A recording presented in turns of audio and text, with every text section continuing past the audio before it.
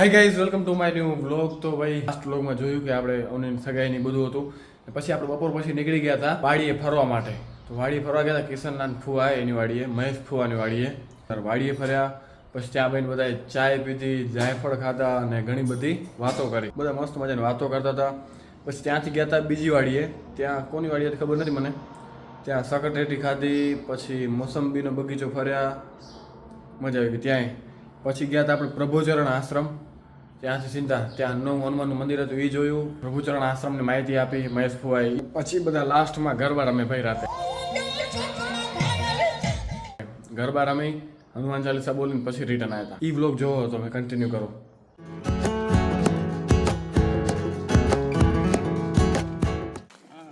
આવી ગયા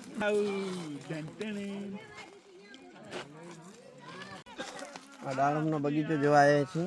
આ દાડમની ક્વોલિટી જુઓ, દાડમની સાઈઝ, દાડમની ક્વોન્ટિટી જોવો. અંદર કેટલા બધા દાડમ લાગેલા જો એક છોડવામાં. એક છોડવામાં 200 થી 250 દાડમ છે. હવે એક બે દિવસમાં ઉતરવા જોઈએ. આ કલર જુઓ, સાઈઝ જુઓ. તમે ના આવો, તમે લકા નાખો, તમે લકા નાખો. દાડમ ખાઈ રહ્યા છીએ.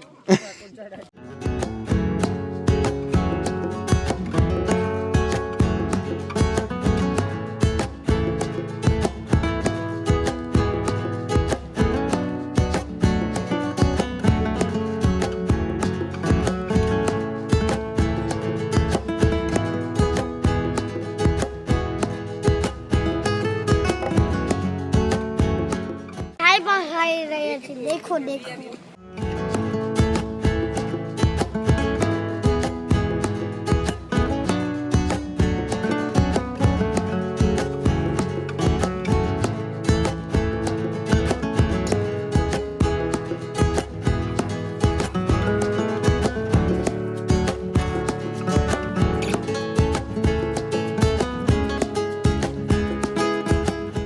તો ગાઈસ હવે જઈ રહ્યા બીજી વાડીએ જ્યાં સકટેટી ત્યાં કને. અહીંયા ભાઈ ફૂલ મોજ કરી, જાયફળ ખાધા, બધા દાડમના બગીચા જોયા, વાતો કરી. હવે જઈ રહ્યા બીજી વાડીએ. હાલો હવે ધીમે ધીમે નીકળી બધા છે પહેલા. જો હવે આવી ગયા ભાઈ બીજી વાડીએ ને જો આપણે પહેલા પહોંચી આવી બીજી ગાડીઓ હવે આવેલી. વાડી આવીને ડાયરેક્ટ ટેટી ભાઈ સકટેટી સીધી. હજી બધા માણસ આયા નથી ને. ખબર નથી મને.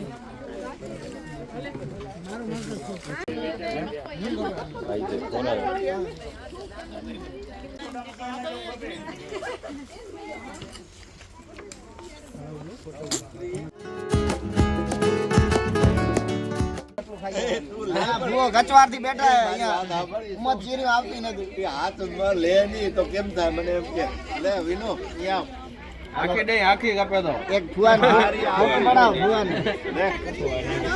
નો એક ગાડી એ પેટ તમારા જોજો પછી લે વિનો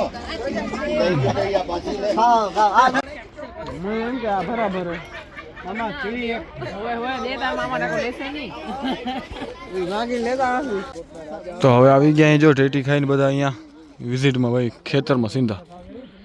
આ દાડમની વેચે ટેટી હે ને આ ખેતર છે જાયફળનું. જાયફળ હે ને મોસંબી હે બેને પરાથી જાયફળ જેવું લાગતું હતું. મોસંબી હે.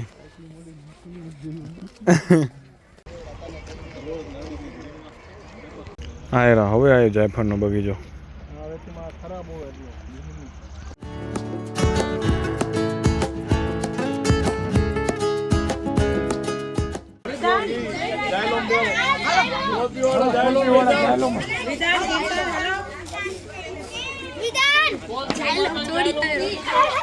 હાલો નેક્સ્ટ ડેસ્ટિનેશન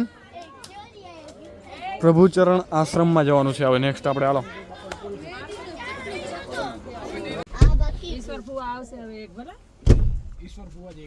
ગાડી આખી ભરાઈ ગઈ ભાઈ. આપણે આયા તે 3 જણા હતા. હવે પહોંચી અહીંયા આપણે પ્રભુચરણ આશ્રમમાં. બધાથી પહેલા આપણે પહોંચી આવ્યા હે ને. કેની ગાડી નથી આવી હજી? આપણે પહેલા પહોંચી ગયા. એનું ખોટું નહીં આવે ને ડબરો નહીં અડે.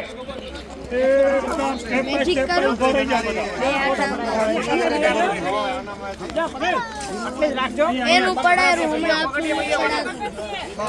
ચાલો એક ગ્રુપ ફોટો માટે ભાઈ બધા ભાઈ જાય અહીંયા નવું હનુમાનનું મંદિર બનેલું ત્યાં કને પગથિયા કને બધા ગોઠવાઈ જાય.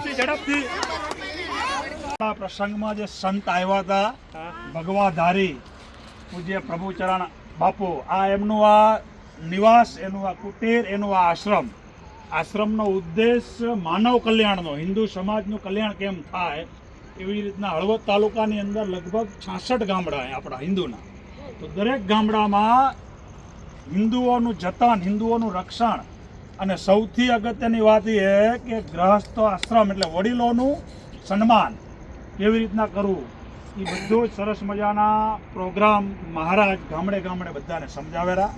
અને દર મહિનાની 3જી તારીખે જ્યારથી એની સ્થાપના થઈ ને ત્યારથી અખંડ રામધૂન હોય, એટલે અલગ અલગ ગામડાના બધા મંડળો હોય રામધૂનના, એ બધા જ અહીંયા મંડળો ભેગા થાય, આખો દિવસ રામધૂન કરે અને બપોરનું બ્રહ્મ ભોજન કરે અને સાંજે પ્રસાદી લઈને છૂટા થાય. અને મહારાજની એવી ખાસ અપેક્ષા એવી છે કે આપણા લોકો આંતરરાજ્યમાં ઘણા લોકો રહેલા આશ્રય સ્થાને, એટલે મહેમાનો કોઈને આવવાનું, અહીંયા રોકાવાનું, ભોજન વ્યવસ્થા સાથે, યા તો જાન જતી હોય ને જાન માટે વ્યવસ્થા, ચા પાણી નાસ્તાની કરવી હોય, રાત્રિ રોકાણ કરવું હોય, તો એની પણ સરસ સગવડ અહીંયા આ આશ્રમમાં છે. તો બાપુ વતી આપણે બધાને આ જણાવું કે આપણે પણ આ આશ્રમનો ગમે ત્યારે લાભ લઈએ અને યથા યોગ્ય સમય આપીએ. આપ સૌનો ધન્યવાદ, આભાર.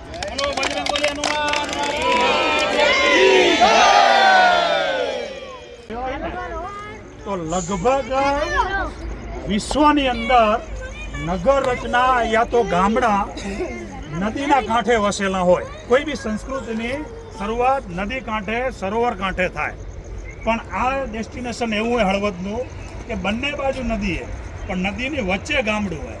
નદીની કાંઠે નથી, આમ જશો એટલે 3 કિલોમીટર નદી આવે, હળવદની ઓલી બાજુ 3 કિલોમીટર નદી આવે. પણ ઘટના એવી બની કે ધાંગધ્રા સ્ટેટના રાજા રાજો ધરજી એ નગરચર્યા એટલે કે એને એ જે તે વખતે શિકાર કરવા માટે નીકળ્યા ઘોડો લઈને.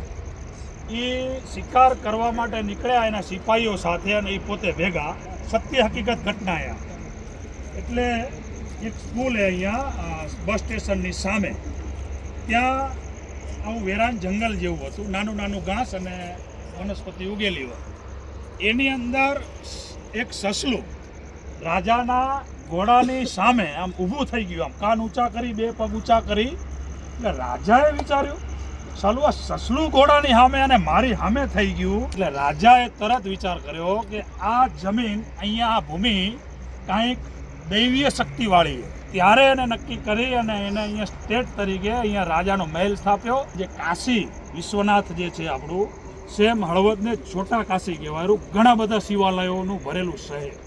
એટલે આ એક હળવદનો ઇતિહાસ છે, ખરેખર જાણવા જેવો. ને આ જણાયો તમને પણ મજા આવશે. આ બધો ઇતિહાસ આગળ કહેજો. સરસ, ધન્યવાદ. તો ગાઈસ હવે જો બધા અહીંયા થોડીક વાર બેઠા વાતો કરી ને હવે ગરબાનું પ્લાન થાય છે, એ સામે તૈયારી થાય રહી, થોડી વારમાં થશે ચાલુ.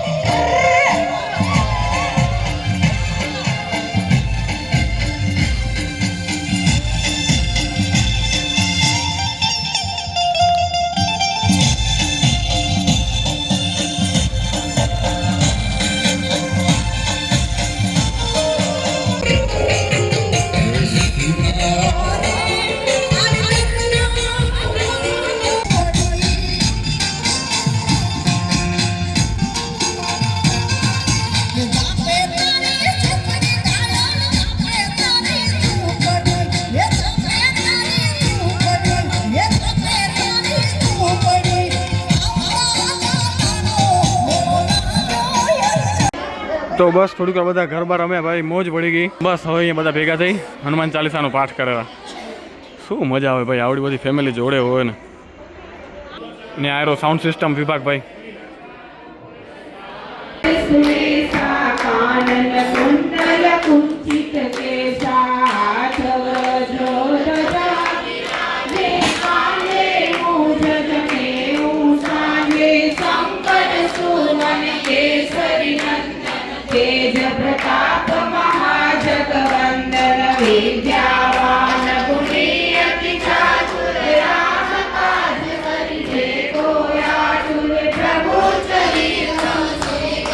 તો ગાઈસ મજા આવી ગઈ ભાઈ, પેલા ગરબા રમ્યા, પછી હનુમાન ચાલીસા બોલી, તો હવે જઈ રહ્યા આપણે ઘરે. શું કરો હે વ્લોગ બનેરો વ્લોગ? હા મારું આવે ને મોબાઈલ કેમેરા છે. અચ્છા હા મેં સ્ક્રીન ઉઠી. તો ગાઈસ આપણે આવી ગયા અહીં ઘરે, જમી કરીને આવી ગયા આપણા રૂમમાં ઉપર. તો આ વ્લોગને અહીંયા જ પૂરો કરી. મજા આવી ગઈ ભાઈ આજે વ્લોગમાં. વાડી ફરી આવ્યા બધે, પછી બીજી વાડીએ ગયા, સકટેટી ખાધી, પછી અહીંયા શું કહેવાય કયું પ્રભુચરણ આશ્રમ ત્યાં ગયા, ત્યાં બધા ગરબા રમ્યા, મજા આવી ગઈ ભાઈ. હનુમાન ચાલીસા બોલી, પછી છેલ્લે આ બધા જોવે વ્લોગ એન્ડ કરું રોઈ. હવે વેદીએ કાંક કર્યું આખર એક્શન આખા વ્લોગમાં છેલ્લે. તો વાંધો નહીં, આ વ્લોગને આપણે અહીંયા જ પૂરો કરીને કાલે આપણે નીકળવાનું હોય. કાલે સવારે નીકળી રાખે, બપોર પછી નીકળી રાખે, જોઈ કચ્છમાં જવા પાછા આપણા ઘરે. એ જોજો તમે નેક્સ્ટ વ્લોગમાં. જો વ્લોગ સારો લાગ્યો તો લાઈક, શેર એન્ડ સબસ્ક્રાઈબ કરવાનું ભૂલતા નહીં. તો મળીએ કંઈક નવા વ્લોગ સાથે. ત્યાં સુધી બાય બાય.